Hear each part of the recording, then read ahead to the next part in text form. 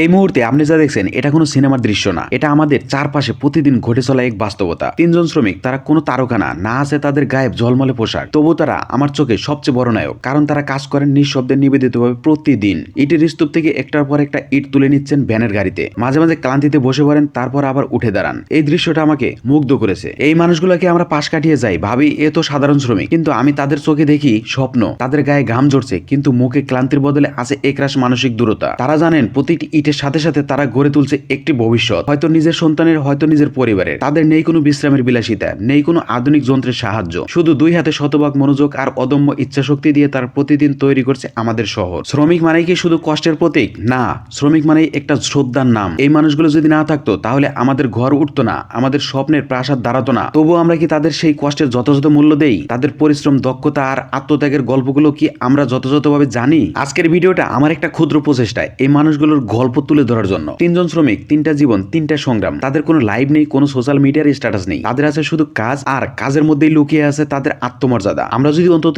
একবার থেমে দেখি, অনুভব করি, তাহলে হয়তো এই সমাজ একটু সুন্দর হবে। তাদের শ্রদ্ধা জানাই, সম্মান জানাই। আপনারা যদি এই গল্পের একটু স্পর্শ পান, তাহলে শেয়ার করুন, যেন আরো মানুষ জানে এই নীরব নায়কদের কথা।